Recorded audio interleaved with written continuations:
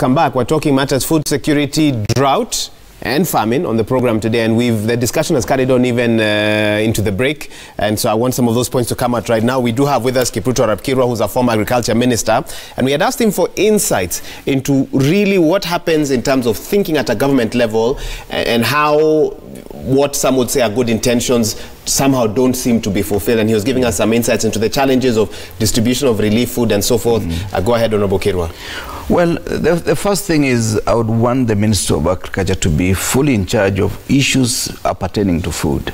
Today, the department that deals with the money for maize purchases and other cereals lies within the office of the President. So that money from Treasury gets to the office of the President, then released to cereals under what we call SGR. SGR stands for what is it? SGR.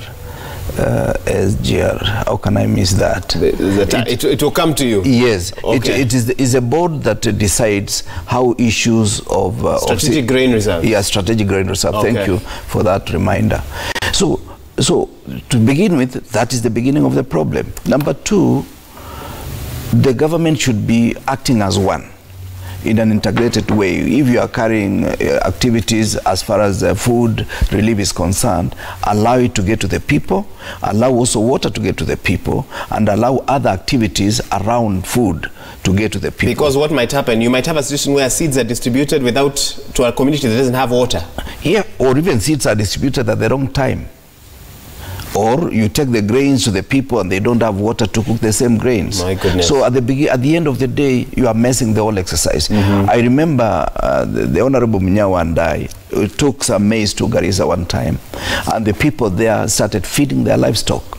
So what we did was to get some hay, take it to them for purposes of ensuring that you arrest them from feeding their livestock with maize, so that they have access to food themselves and also to their livestock. So it is something just that goes beyond talking. It goes beyond just people blaming the county government. We must have a serious integrated program when it comes to food. How does corruption play a role?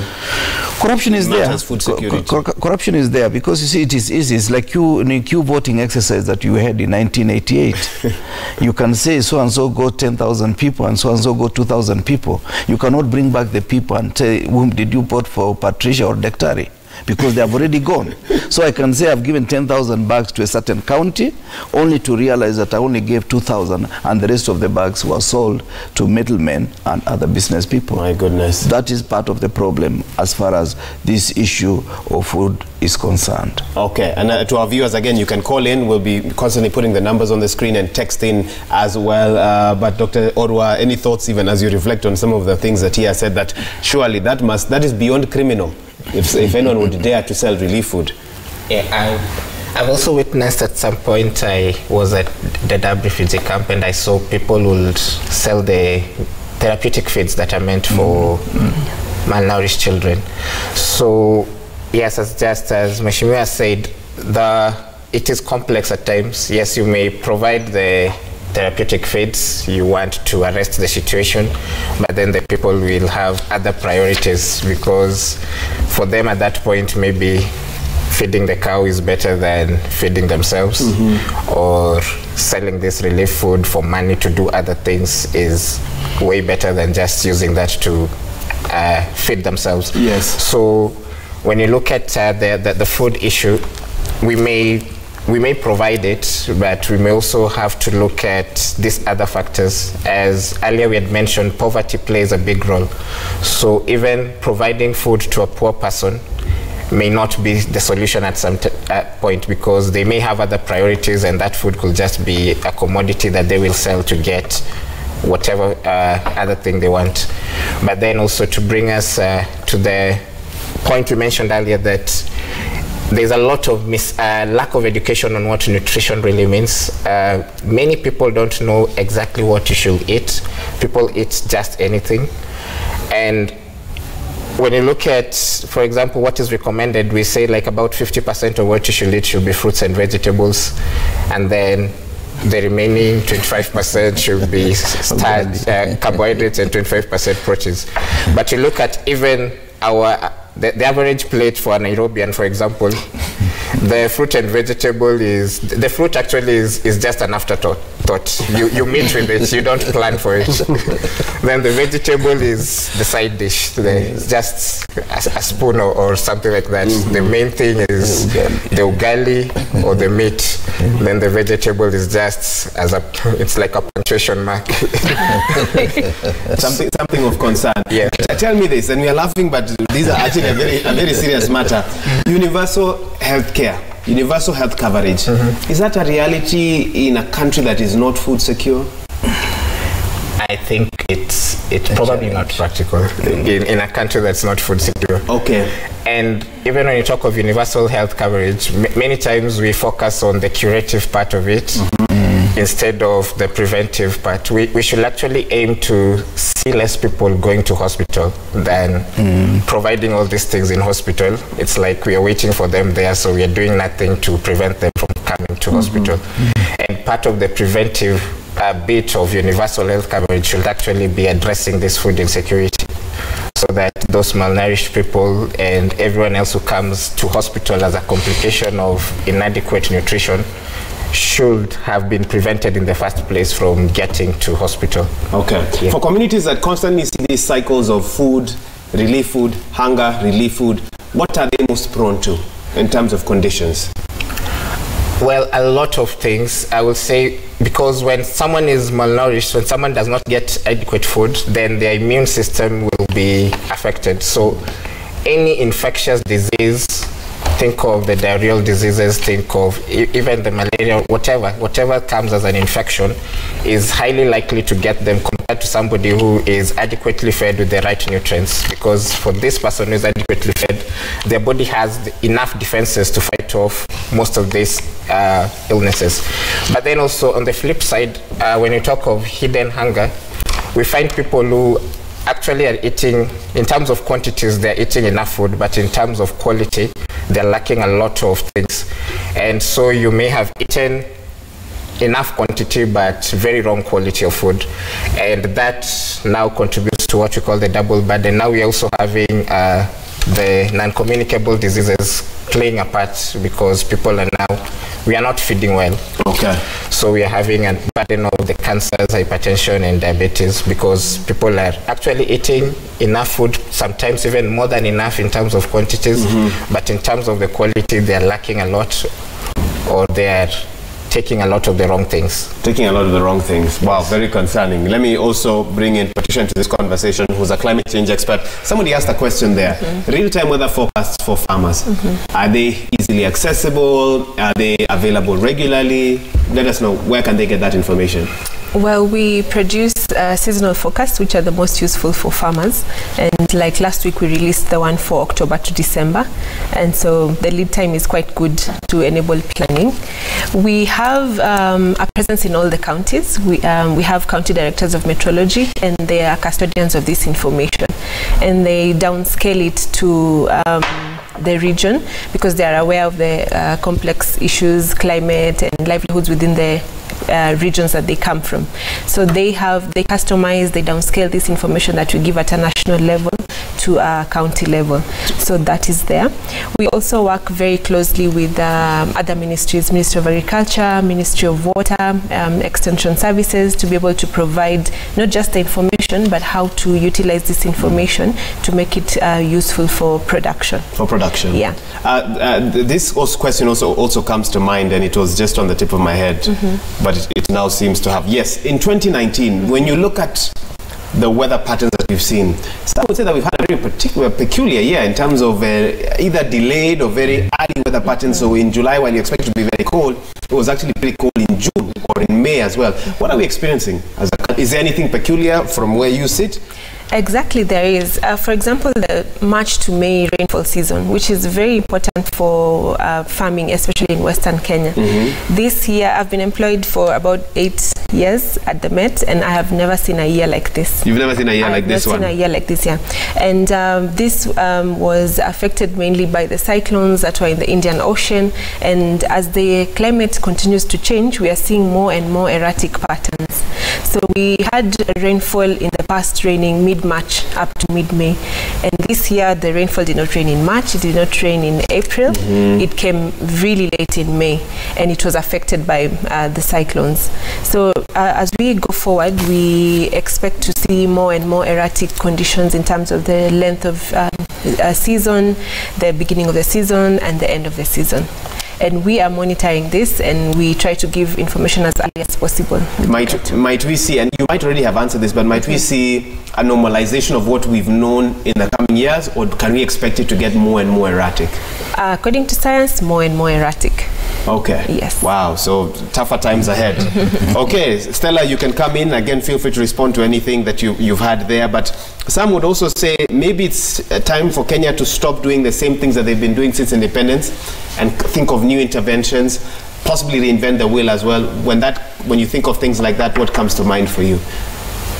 You know, interestingly, Wahiga, if you look at our constitution, Article 43(1)(c), food security and accessibility to healthy food that is of acceptable quality. That is our constitution. We put it there. It is your right. We are not even able to fulfill what is in our own constitution. That is very sad and concerning, that in 2019, somebody is still dying of hunger. We have so many policy documents. In fact, I think in 2017, there was a national food security bill. I don't know how far that has gone, but we are trying to put in so many policies on paper, but they're just not implemented. So we probably now need to stop making more policies and figure out, okay, go back to the drawing board. How do we move forward from here? Because we keep doing the same thing over and over and over again, and we are not seeing any results so far, any positive results. In fact, things are getting worse. The conditions, like my colleague talked about, the conditions we're dealing with now, like cancer, all these chronic illnesses like diabetes, they did not just start. They are chronic diseases. They develop over time. So we have been having people who have health issues over a certain period of time. That tells you even the nutrition issues have been with us over time. So what do we need to do? Start implementing policies. Thank God now we have county governments. So we now need to start taking every county governor to task. What are you doing practically for your county to help in alleviating the food security and the hunger issues? Because every county has an action plan, a county action plan. Each of those plans, for the counties that I have actually checked their plans, has a component on food security. Who implements it? So it's either somebody is sleeping on their job, or we are just taking things too lightly. And you know, there are two things with hunger. You're either extremely sick or you're dead, or both. Our human bodies are 100% nutrition. You get that wrong, death is inevitable. And the farmer industry, we have two kinds of farmers. The producers, the FARMER, and we have PHARMA. Oh. They are both farmers. You will go to one to prevent disease and give you food that you need to keep you healthy, and you will go to the other when you're already sick and probably going. So we need to go back to the drawing board, because the hunger issue in this country is a multi-sectoral issue. We have, like Mheshimiwa talked about, the agriculture issues, the stuff to do with the accessibility of food. That's a whole other department. We have the nutrition issues, where people don't even know what to feed on a daily basis. We have the weather people, or weather specialists, who I think sometimes there's just a disconnect, because like my colleague said, they do warn the counties and the government of impending issues. Who implements this stuff? So it's about time we started taking individuals to task, and not these blame shifting issues we are now getting right now. Stuff like my colleague talked about the fruits. Our fruits are heavily taxed. For you to be able to, because we are not producing enough, clearly, for you to be able to afford an apple right now in Nairobi, you need to part with around 30 shillings. For an average family that probably makes about 200 shillings or so in a day, that is not doable, because how will you feed an entire household and be able to give them that fruit that they require to prevent disease? Very good on paper, very good in theory, but they cannot afford it. Yeah. So why are you taxing something that is supposed to prevent disease, and you're seeing a steady increase in your curative budget? Come on now, that is common sense. You need to deal with preventive health care, and preventive health care has to deal with both health and nutrition issues and the farming issues. The farming issues as well. Yes, okay. Because I mean, you will find the farmer industry, the PHARMA industry is now making more money. That's right. $1 billion industry. And the farming industry, FARMER, the farmer, the producer is getting more poor and more food insecure. Okay. Yeah. Where did the rain start beating us? Very interesting points that you've raised. Before we take a break, let me bring in Kipruto and ask him this. And I don't know whether you'll give an unbiased answer in this. How has the Agriculture Ministry performed under devolution? Well, there's not even ministry, agriculture in Kenya generally. I think there's been a lot of disconnect because many officers, and I happen to have been interacting with many of them, we went to school with some of them, are idle in various counties. The county governments, they have their own plans, and they have ignored totally the former employees of the Ministry of Agriculture. And this therefore means there is a lot of disconnect. At Klimo, there is staff, but there is also disconnect between them and the ground, because there are other ministers of agriculture almost in 47 counties. That's correct. And they don't seem even to interface at all. Remember, in 1908, the four of us would have been in one ministry, because it was Department of Agriculture and Metrology Department, Food Nutrition, all these were under one umbrella called Ministry of Agriculture. What does it mean? Even as we specialize in those areas, we must also be having some kind of connection, some nexus among all of us. Amongst all of us. So that I want you to hang on there on that point of the nexus, because we have a caller, then I'll allow you to finish your point. Just hold on, Honorable Kirwa. Stanley from Kilgoris is on the line. Good morning, Stanley. You have a question or comment for us? Yes, good morning. Morning. Go ahead. Mine is that there's no problem with food security in Kenya. The only problem is that the inputs, the seeds we buy, the fertilizers are so expensive. The farmers are so ready. They are ready to work on farms and settle this food problem. And like here in Transmara, you see, going to shops to buy the fertilizers, they are so expensive. So, to me, I see there's no food security problem in Kenya. And also about education, I think every quarter of Kenyans are learned about agriculture. I don't think they rely so much to the government. Okay, so but for you, the biggest issue is fertilizer. Yeah, fertilizer. The inputs, the farm inputs are so expensive, they're very high. Okay. To us farmers in Transmara. Okay, Stanley, you're a farmer in Transmara. What do you grow specifically? I grow beans, maize, and varieties of food like cabbages. At times when I go to buy seeds, cabbage seeds are so expensive. Yeah, fertilizers are expensive. In this place, we buy 25 kilograms at 3,000 shillings, of which a farmer, a lower grade farmer cannot afford. Okay. Thank you so much. That's Stanley from Kilgoris just explained to us that if the inputs could be made cheaper, we should not be having a food security discussion in this country. Honorable Kirwa, you can carry on and also respond to that. You're talking about the nexus that you felt was missing. Yes, Stanley is right. It is the total cost of production. You see, to do maize in an acre, you need about 25,000. This therefore means 5,000 Kenya shillings. Yeah, to do an acre of maize from planting to harvesting. So that means many farmers will not afford.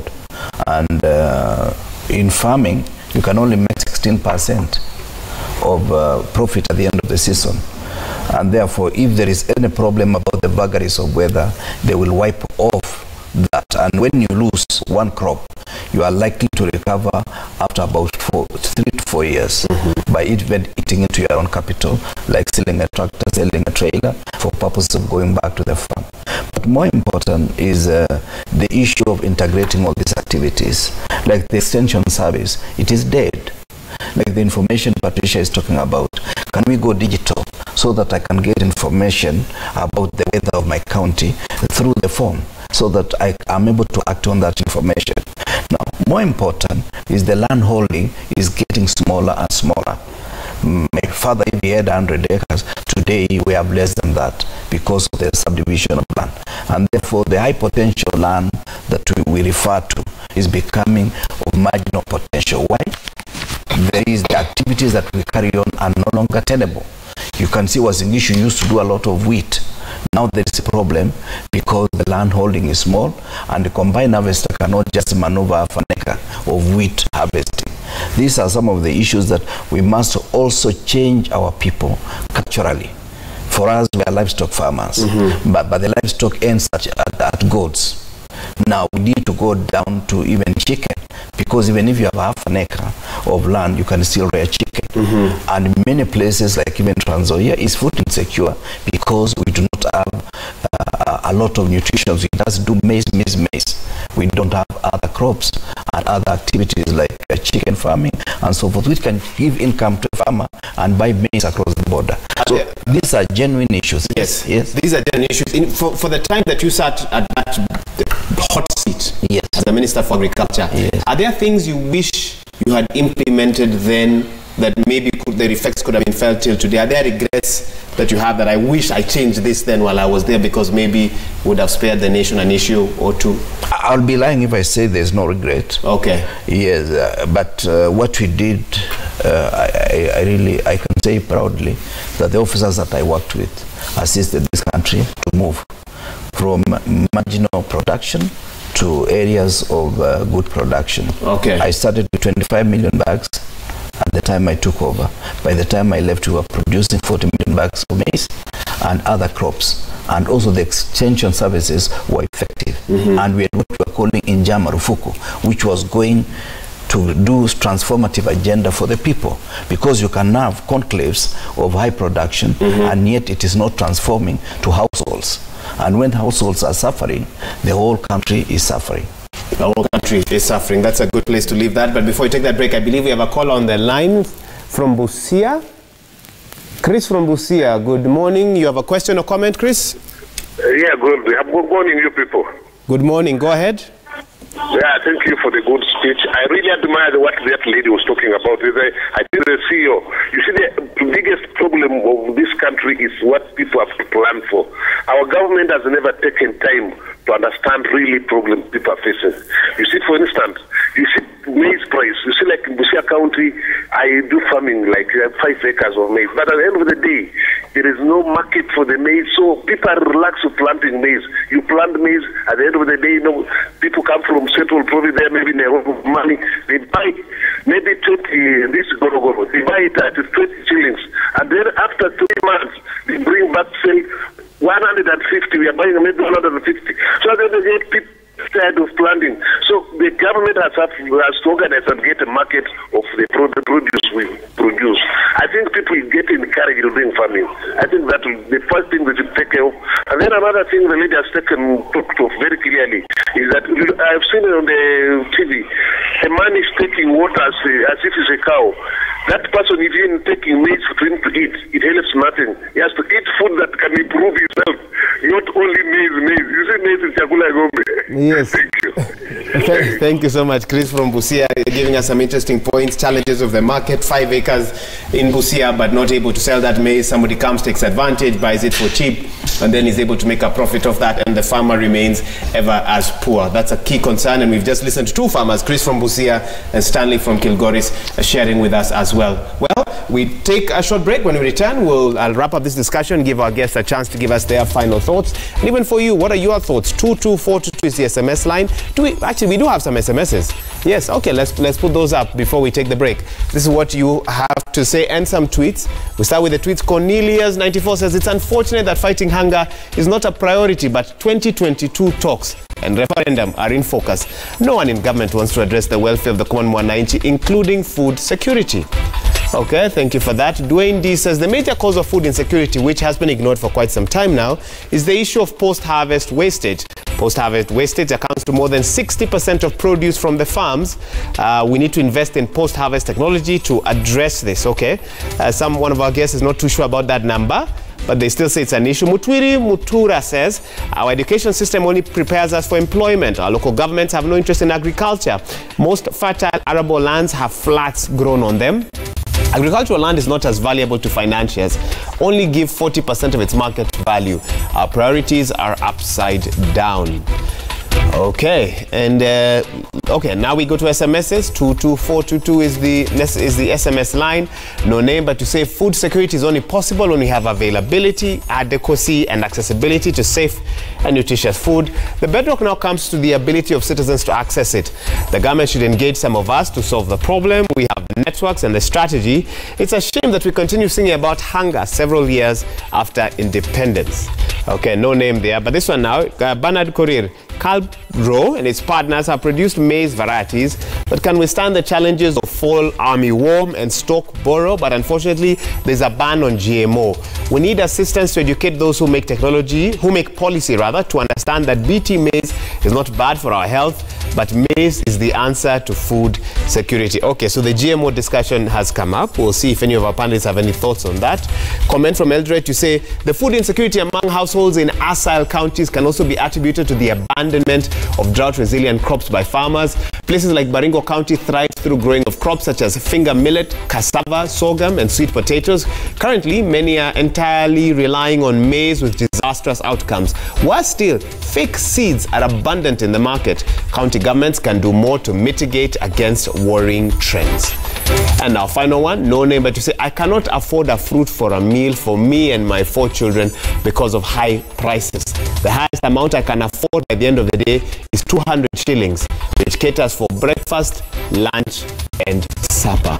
What a powerful SMS there. Thank you, whoever has sent that in, and that is a challenge that many Kenyans face. 200 shillings, a family of 5, breakfast, lunch, and dinner.